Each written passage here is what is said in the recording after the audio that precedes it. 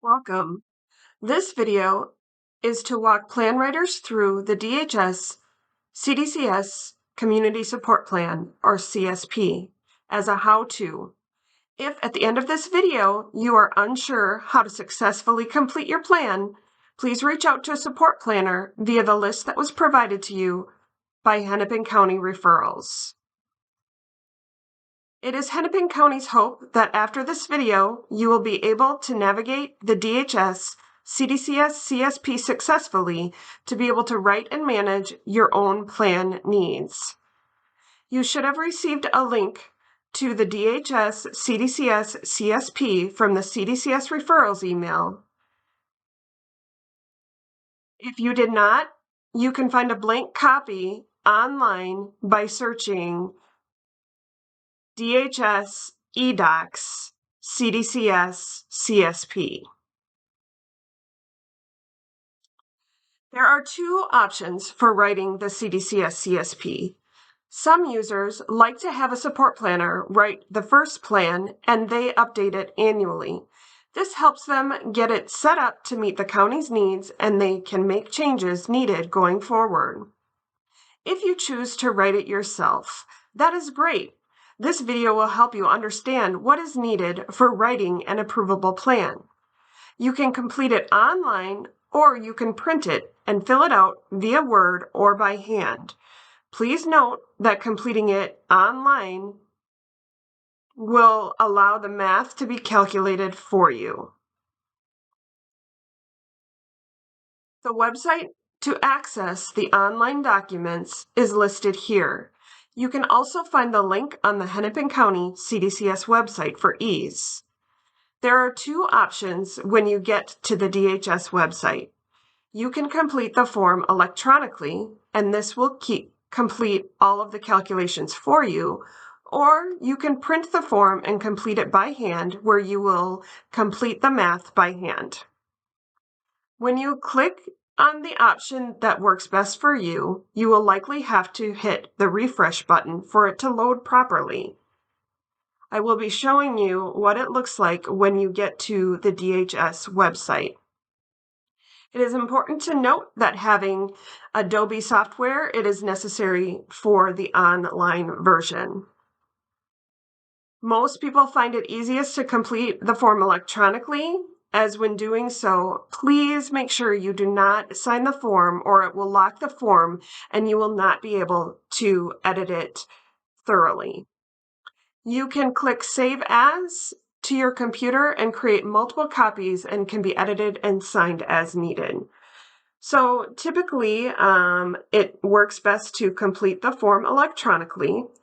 And as you can see, it comes to this blank gray screen. I am unsure why it does this, but we have learned that if you just hit the refresh button, the CDCS CSP will populate. It does take a minute. So this is the CDCS CSP, and I will be going through each of these sections bit by bit. But I wanted to show you what it looks like all in one area.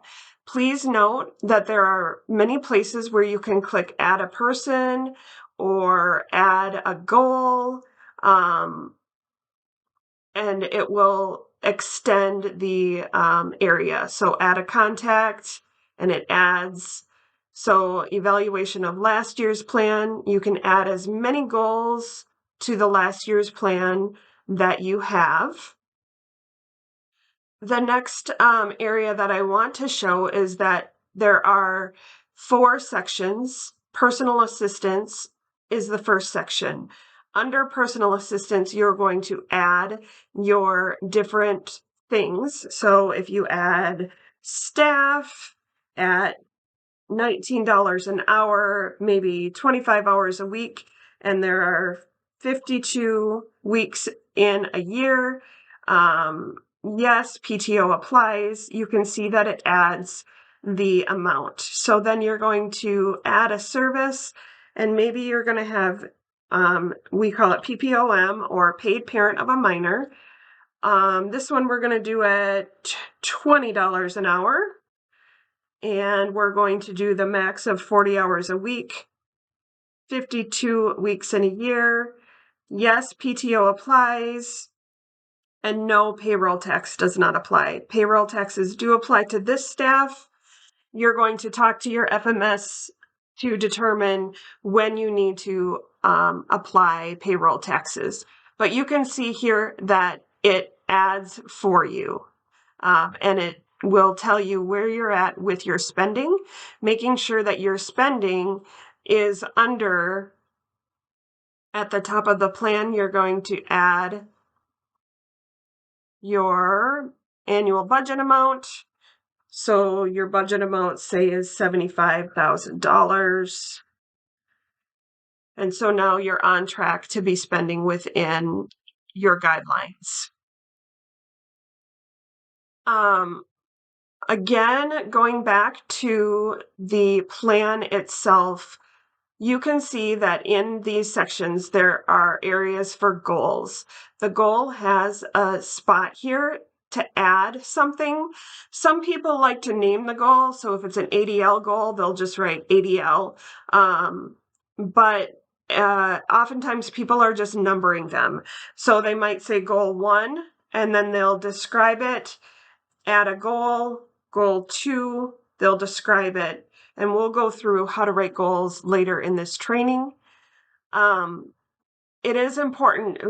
Something that's helpful for the person reviewing and approving the plan is when you're numbering the goals to go ahead when you get to the next section. So for now, you're in the section 2, treatment and training. When you start the goals, you're going to start with number 3.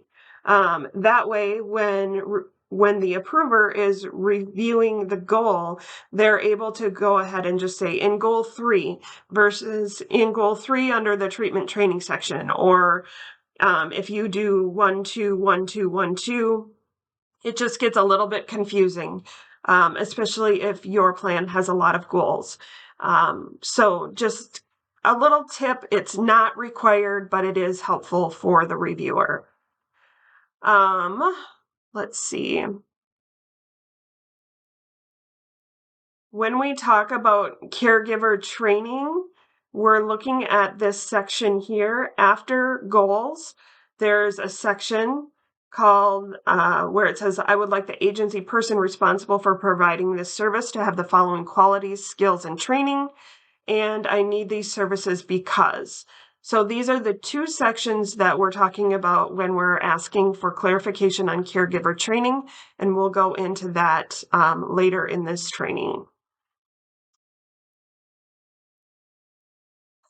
You can see, again, going down, it brings the information down, and then it will tell you in the annual budget summary how much you're spending in each of the categories, and then how much of your budget is unused.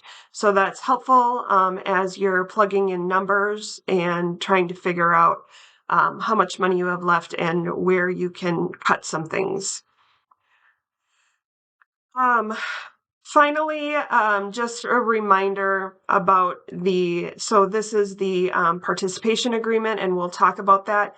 You can see it's very detailed. This is so important for you to read because this is signed when you sign and submit your CDCS plan.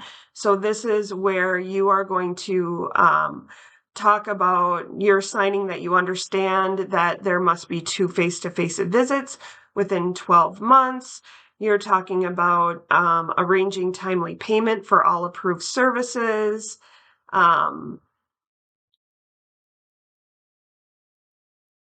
And then also this one here, we will talk about later in the training as well.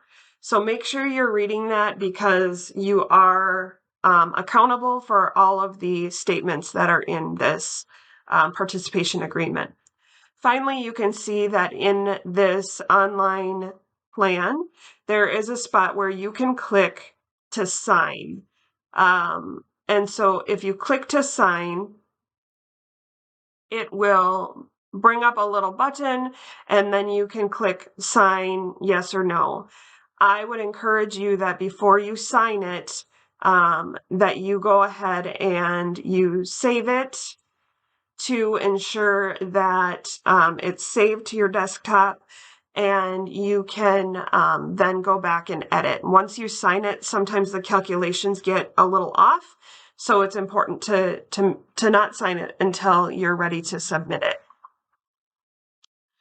Okay, we're going to go back to the PowerPoint,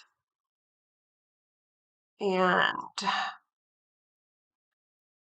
so as we begin this process, it is important that you have the correct time period and prorated budget for an initial plan. Your plan will end on the last day of the month prior to your initial MinChoice assessment. You will begin your plan on the first of the month, 30 days after you submit it to the referral inbox. So make sure that you refer to the video training on the allocations to see an example of this. And you can also ask your case manager or your assessor about what your end date is. If you are completing a renewal, you will submit your CDCS CSP renewal to your case manager for review. It is important to submit your renewal 30 days prior to your waiver span ending to allow your case manager time to review the plan and provide feedback. Your budget will be calculated based on the number of days between the dates that you have been assigned. If you have an assigned case manager, again, make sure you reach out to them. You will then indicate if your plan is new, and that you'll use if this is the first plan you are writing ever. If it's a renewal, so maybe you've had CDCS years prior and you are writing a new plan for the span, you'll click renewal. And if it's a revision, you will click on that, and that is where you can then mid-year make changes to the plan. Maybe you decide or need to add a sensory item that was not already allocated in the plan. You will go ahead and write the date that you're requesting it, and then what you're adding and what you're decreasing in the plan.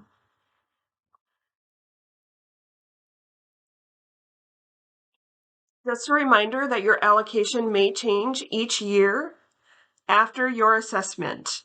When you are renewing your plan, you will use the allocation from the previous year to update the plan for renewal. Once the new budget is available after your MinChoice assessment, your case manager will send you a notice of action with the new budget. You will update the plan accordingly. Refer to the video on understanding your CDCS allocations for more information. In this section, it's pretty straightforward. Please fill in all the details about the person and anyone that makes decisions on your behalf. The waiver type is which waiver your case manager or assessor states you will be utilizing. On the form you fill out electronically, there are buttons to add a person. Please utilize if there are co-guardians or two parents involved in decision making. Your managing party is the person that is signing the time cards. Typically, this is a guardian or a parent, and if you are the one managing your plan, you will indicate self if you are signing the time cards. The lead agency will be Hennepin County, and then you can just add your contracted case manager agency along with your assigned case manager. If you do not have an assigned case manager yet, you can use the name of your initial assessor and then update that area when you receive your assigned case manager. In this section, it refers to the FSE. This DHS plan is outdated and some of the verbiage used in this version is now retired. FSE is one of those terms. This is now the FMS, or the Financial Management Service provider that you have chosen. Just remember to reach out to the FMS provider and ask them about rates of taxes, PTO, and monthly fees, as you will need those numbers later in the plan. You also want to make sure you are processing through onboarding staff and completing background checks while you are working on getting your plan approved so that they are ready to start when the CSP is approved. Hopefully with this training, the support planner section can be left blank since you are choosing to write your own plan. The employment model section of the plan is another area with retired information. You are automatically using the payroll model as the other options are no longer available. Finally, the additional contacts section. This is where you will list all of your providers such as primary physician, psychologist, pain doctor, school, therapist, occupational therapist, physical therapist, anybody that you have formal services with. If you have an MA provider that you receive treatment from, it is nice to list it here so the reviewer knows what other supports you have to meet your needs or to train your caregivers. Please note that there is an Add Contact button so you can create more sections if needed. If this is your first CDCS plan, you can write NA initial plan in the section where it asks for the evaluation of last year's plan. If you are renewing your CDCS plan, you will add the goals from last year's plan to this area. You will report the success rate of each goal and what the plan is for renewal. If you had 5 goals in the previous year, you will fill out 5 goal evaluation sections. You are able to change your goals to meet your new preferences this year. You are also able to report any services that were not available to you that you needed. This is a space for you to describe any barriers that you had in getting your needs met, whether it is regarding staffing or lack of approval. In this next section, where it describes the person, you will start describing the needs and how your caregivers will support you. You will utilize the documents from the Min Choice Assessment. Make sure that you watch the CDCS Basics training that describes how to find the assessed needs in the Min Choice Assessment documents in the next few sections, so make sure you have them handy during this process. The areas for strengths, likes, and diagnoses are pretty straightforward. Be detailed in these areas and really describe what you prefer in your day. In the needs, dislikes, and describing how your disability impacts your life, you want to refer to your assessment and pull out the information from there. Again, be detailed. If you need help bathing, describe what that looks like. Do you like hands-on assistance? Do you like someone washing your hair? Someone giving you verbal reminders or step-by-step instructions? All of that can be placed in the assessed needs in any of these sections as you feel they are best represented. For example, you may address medication management in the section on how the health condition impacts your life, or in the needs section. You do not necessarily need to put it in both sections. In the dislike section, if you describe something you dislike, please tell us how you'd prefer the situation to be. Example, if you dislike change in your day, tell us how caregivers can prepare you for changes so that you can adapt well. Do they give you time? Do they write visual prompts? Do they give you choices about the change? Again, details matter here. This is your plan, and it is important for you to have all of your needs addressed in the plan. In the goals section, these can get tricky. When you're writing a goal, you are going to be very detailed on what is needed, such as staff, supplies, training for staff, formal or informal, specific techniques, learn from OT, PT, or speech. You're also going to talk about how will these things be used to address the need or to teach the skill. Are verbal cues used to remind the person? Is there any language that should or should not be used? If physical cues are needed, is it guiding the person or using a hand-over-hand technique? Will any visual cues be used? What do the visual cues look like? Here is an example. The example without the detail. Staff will verbally cue Jane to put on her shoes. And then if we really look at it and add the detail, a goal written such as this, staff will verbally cue Jane to put on her shoes by saying, yesterday it took you 4 minutes to put on your shoes.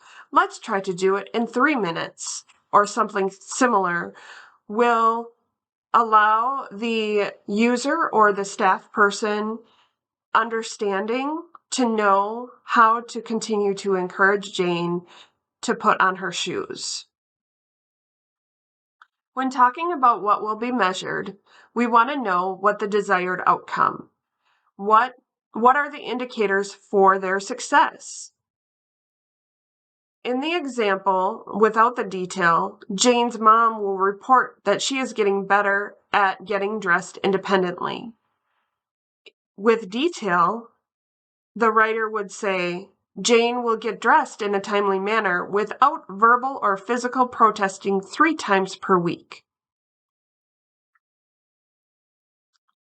You also want to indicate who will be monitoring the goal. The plan to monitor and evaluate the goal effectiveness of the plan must also include what steps will be taken if the plan does not seem to be effective. What steps will be taken if the plan cannot be implemented according to the approved service design, and what steps will be taken if backup or emergency plans are frequently relied upon. How often will the goals be reviewed throughout the plan year to determine if revisions are needed? Also, how will you know it worked or it didn't work? What was changed or improved? Did the individual meet the indicators for success? For example, they got dressed independently 3 times per week. You'll want to indicate that in your goal. Please note that you do not have to have a percentage in your measurement to make it measurable. Here is a sample goal on independent living skills that you can pause and read through to get an idea of the detail that we are looking for in goals. In this next goal, it is a sample of an ADL goal. You can see that all of the ADL supports are included in one goal. You do not need a separate goal for the different areas of ADLs that you will be working on. Please pause this video to read this goal and understand how to format goals.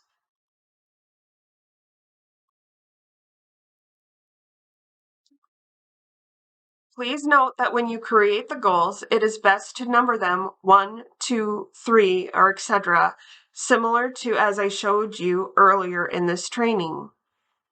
And then continue the numbers from each section.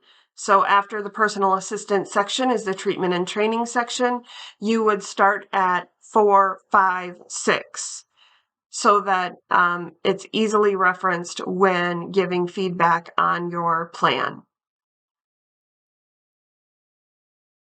The personal assistance category is geared toward ADL needs. This is the only category that paid parent of a minor, or PPOM, or paid spouse can be paid. If a person does not have an assessed need for an ADL, they cannot receive paid parent of a minor or paid spouse. Effective 1/1/24, the lowest wage that can be paid for all CDCS staff is $19 an hour, and all staff are required to indicate PTO be applied per the union contract. This will be changing in 2025, where that lowest wage will be going up. So this video may not be accurate when reflecting this wage. If the caregiver is the primary caregiver and lives with the participant, they can opt out of payroll taxes. Please make sure you consult your tax specialist or FMS for rules surrounding this. The personal assistance category may include the following: caregiver relief, companionship, help with ADLs such as bathing, eating, and dressing, staff to help with IADLs such as shopping, basic home maintenance, help with paying bills, mobility and transfer support, skill building, for example, meal and restaurant etiquette, shopping, and street safety.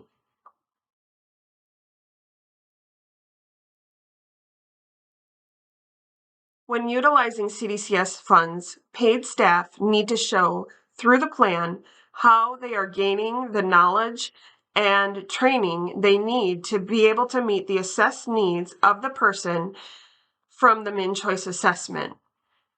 Most often, when the caregiver is the parent, they are attending therapies and meeting with professionals at the individual school to gain new techniques and continue techniques that might be working in another environment.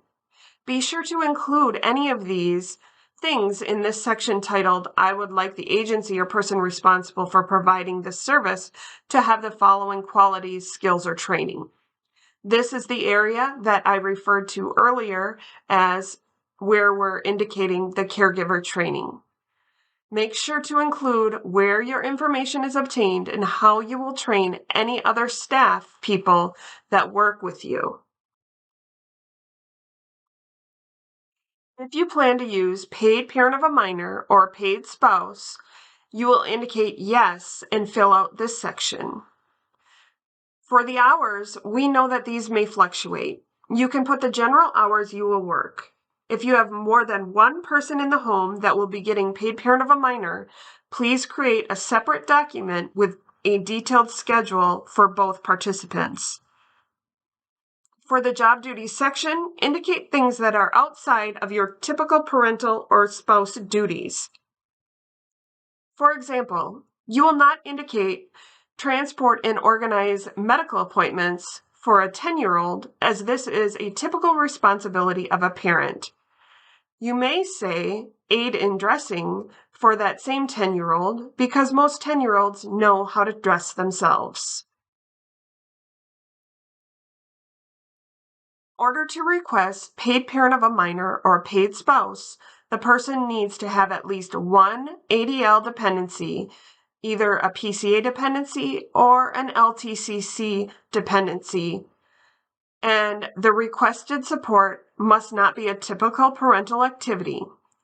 Again, an example meaning that a parent cannot be paid to bathe their 4-year-old, as that is considered a typical need for a 4-year-old.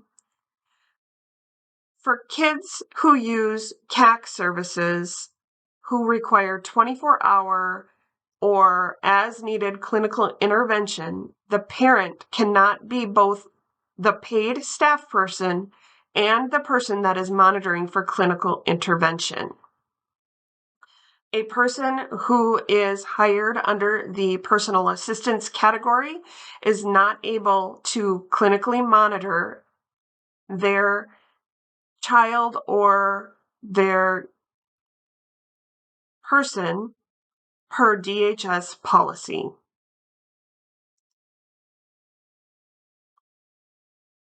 With paid parent of a minor, if there is one parent that provides personal assistance services to their minor child or children, the parent may provide up to 60 hours of paid support in a 7-day period, regardless of the number of children they serve in the household who use CDCS or future CFSS. If there are 2 or more parents in the house that are being paid to provide services, Each parent may provide up to 40 hours of paid support in a 7-day period, regardless of the number of children in the household.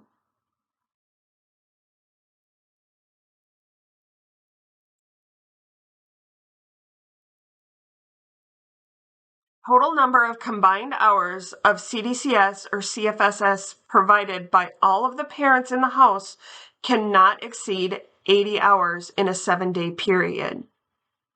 If you are asking for more than 40 hours a week of paid parent of a minor or paid spouse or any staff for one individual staff person, you need to have a separate line that allocates dollars for the overtime rate, which is paid at time and a half.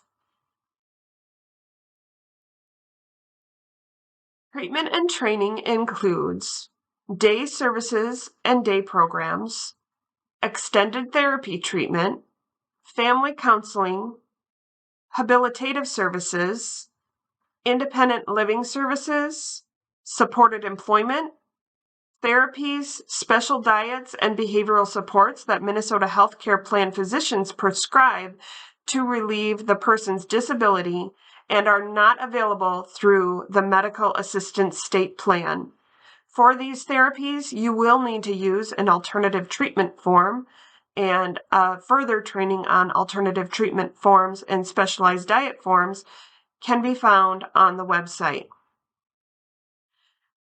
Treatment and training may also include training and education to increase a person's ability to manage their CDCS, training and education to paid or unpaid caregivers as it relates to the person that they care for disability.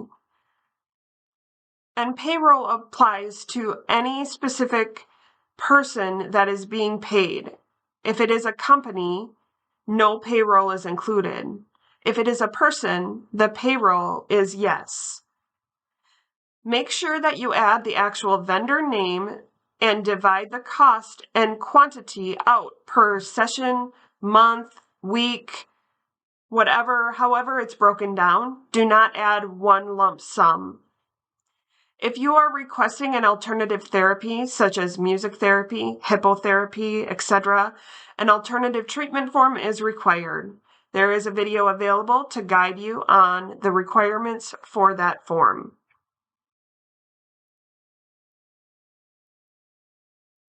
Please reference the video on understanding disability waiver allocations for more details on a budget exception. This section of the CDCS CSP is where you will note the 30% budget exception based on own home, behavioral, or employment needs. Please note that this form is old and only reflects the verbiage from previous exception criteria. New criteria is 30% for employment, behavioral, or own home needs. Examples of services and supports or goods billed under this category include home modification and vehicle modification. These areas are special.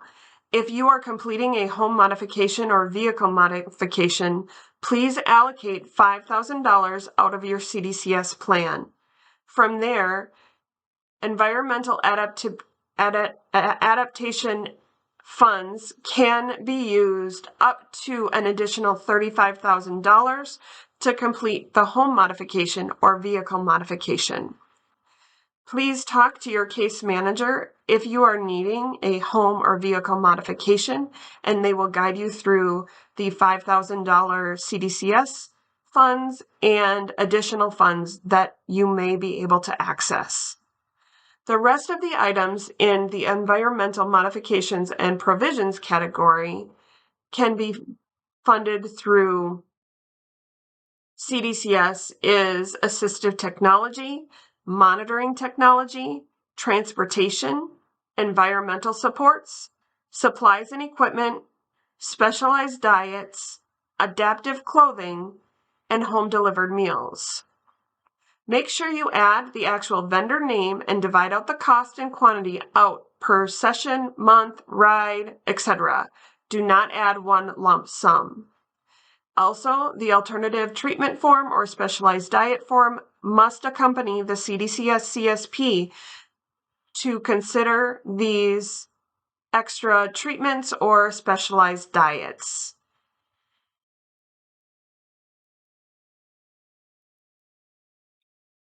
If you are using a licensed PCA or nursing provider, the information will be placed in this section of the plan. It is important to note that the rates for the PCA or nurse is dictated by DHS and should be written into the plan according to the current state set rate. Self-direction support activities section can include, but is not limited to, costs needed to manage the budget, such as fees charged by the financial management service, employer-related fees and taxes, employer's share of benefits, such as health insurance or paid time off, bonuses to workers, CDCS support planning services, and costs for worker recruitment. It is important to note that the managing party is required to monitor the spending of funds throughout the plan year. If or when spending is not following the CDCS plan within about a 20% margin, the case manager will work with the managing party to ensure they understand the CDCS process and needs of managing the plan. A notice of technical assistance may be used to document this discussion and any further needs from the managing party. A notice of technical assistance is a way for the lead agency to track the support given to the plan user or the managing party. Please know that if there are 4 notices of technical assistance issued in a single year, the user may be asked to exit from CDCS services. Also know that this is not a common practice. Case managers are interested in ensuring that people can successfully use CDCS and that they have the knowledge and skills to do so. It could happen that you may be asked to exit CDCS if CDCS does not appear to be a good fit for the person needing support. We describe the health and safety plan in the CDCS Basics video. In this section, please use it to indicate what will occur if the primary caregiver becomes unavailable to care for the CDCS participant. In this section, you will indicate 2 people that are for emergencies. It is our hope that you can identify 2 people other than the managing party that you can contact if there is an emergency. As stated earlier in this training, the last 2 pages of the CDCS CSP is a section called the Participation Agreement. You want to read this carefully, as when you sign the CDCS CSP, you are stating that you have read and understand your role. One area that needs your attention is the spot that has a blank and then days. You will add the 30 in here. 30 is the DHS policy that you cannot make any changes to the CDCS CSP in the last 30 days of the span unless it relates directly to the health and safety of the individual. Again, signatures need to be done by hand or through a verified program. They cannot just simply be typed on the plan. Once you sign the CDCS CSP, you are agreeing to the items in the participation agreement. As a reminder, if the person is able to sign, you'll want them to sign here. And if the person is unable to sign, the parent or legal rep will sign here. If this is a divorced household and the person receiving services is a minor, both parents need to sign the CDCS CSP as they need to co-parent the child and all services, unless there is a court order stating which parent has legal responsibility for that child's health and safety.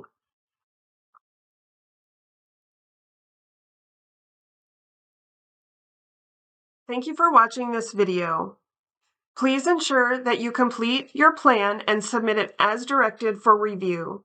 If you have further questions, please reach out to your case manager or the CDCS referral email to receive a link to the upcoming virtual question and answer sessions held by Hennepin County CDCS specialists.